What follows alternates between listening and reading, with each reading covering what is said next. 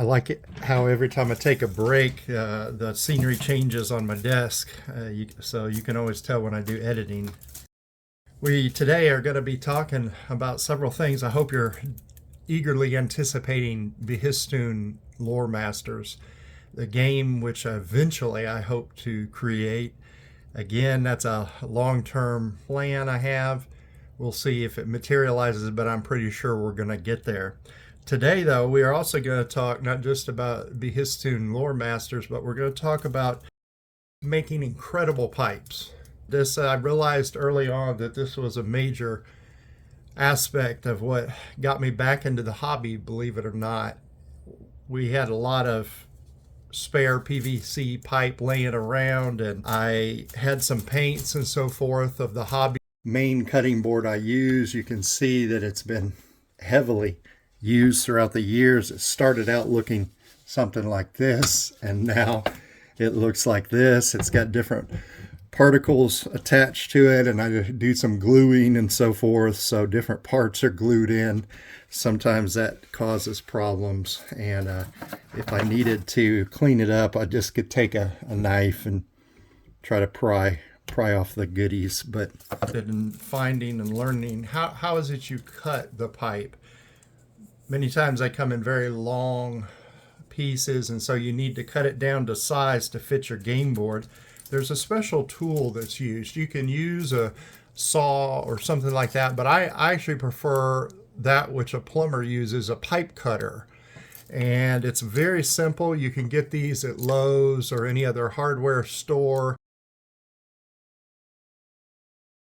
Possibly if you have a plumber in the family that has one, you could borrow it for a bit and cut up a bunch of pipe. But it's essentially a round blade that you're going to set the pipe in here. I don't want to cut my finger off. You're going to set the pipe in here and then rotate it around, and it will first score and then cut the pipe. And so as you see, you tighten the bottom part here. The bottom, make sure that it is fully attached here as far as that there's no gap right here. And you've got to get it tight enough so that it'll rotate. And you just rotate it around. Of course, choose a desired length that you want. Rotate it around. Also, it helps to go backwards as well. And as you rotate a couple rotations, you then tighten this a little bit more, not too tight. What you're doing is slowly irritating that line and digging deeper as it puts the pressure on. And you may have to apply a little bit of force. As far as this hand, it becomes difficult as a countering balance. You keep tightening. Do a turn, a little bit of tight. Just I'm not even a quarter turn tightness. Go back. Sometimes they'll slip off like that. You then, if you have to realign it, you then find the groove with the blade, set it in there, and then tighten it again to hold the position. And then move. I got a little too tight that time, so trying to cut it off too fast. Sometimes you have to loosen it and tighten it. And eventually we have a clean break here. Well, if you've gotten the original size, or if you've gotten this desired size that you want, let's say it's this long, so we're doing a long pipe, you then need your electrical tape that I mentioned. And what we're going to do is we're going to start at one end, and we're going to place this tape at an angle, not straight on, and you're going to turn, you're going to place that at an angle. My guess is that's what, probably a 30 degree angle. And you want to leave enough space that it also makes a yellow strip about the width of what the electrical tape is. Try to make sure it's smooth. Sometimes it'll want to curl up. Always have it at a, say, 28, 30 degree angle. Okay, so we've got some natural, wonderful light coming back in before it heats the house up. And I want to talk about once you've wrapped your pipe in the electrical tape, how do you weather it? I have partially weathered this tube here. Again, you can choose whatever base coat color you want. The main thing is just to layer color upon color, but you want to do it with paints which are thinned. We discussed acrylic paints and oil paints in our first episode. And with oils, we mentioned that there's something called a medium that you can find in a store.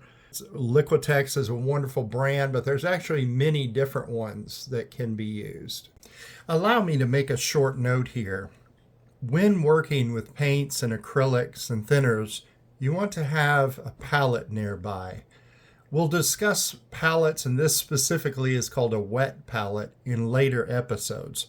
But you want to have a palette ready so that when you're at the stage of needing to weather the item, it's already there and you don't have to spend time to stop what you're doing, get up from your chair, and go and get the materials necessary for the palette. You want to have it already ready.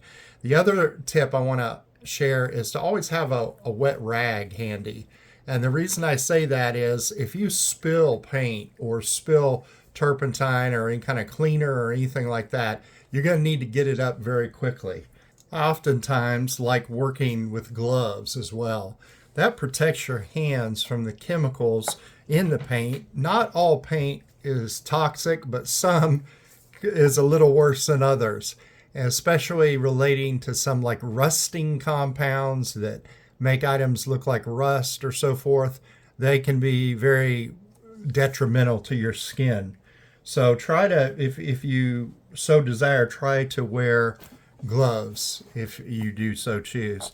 So let's talk about weathering now. There's a lot of different contrast and shade paints which can be used. I've laid out some here on the board. First, I want to talk about War Painter's Rust Tone from the Army Painters. That's a great weathering color. I've even used Wildwood before, which typically is reserved for trees and woods, but sometimes it even looks good on piping, depending on the darkness of what you want. There's also a Seraphim Sepia, which helps produce just a gentler, lighter color. And if you want to go a more orange, I recommend the Gryph-hound Orange, which I love. That's probably one of my favorite ones. You can also, if you choose a greener hue, you can go to the Mortorian Grime, or if you want to have more of a purplish tint, then a Druchii Violet will suffice. Some like Nun Oil. That's not bad, but to me, Nun Oil is very, very light. I like a little bit darker shade, but some like that.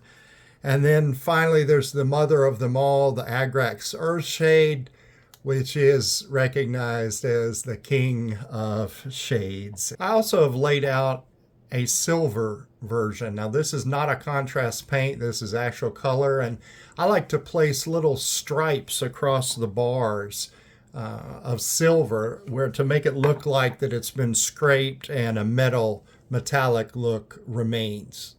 A word should be said about the actual production of a hazard pipe or a pipe with hazard stripes on it. I may have mentioned earlier, there's two different ways at least that you can make these pipes. One is to wrap it with the electrical tape, as I mentioned, and just leave it and just weather this. And this is your actual product. Another way, which is how I actually started out, was with painting the yellow parts now black. And what we're going to do is, after that settles, and we're actually going to do it here today, after that settles, we're then going to remove the tape, which is going to leave the yellow behind. So it actually reverses the colors. And there's pros and cons each way. Don't have a lot of time to talk about why you would do one over the other, but for the sake of illustration today, we're going to paint this black, allow it to dry, and then remove the tape.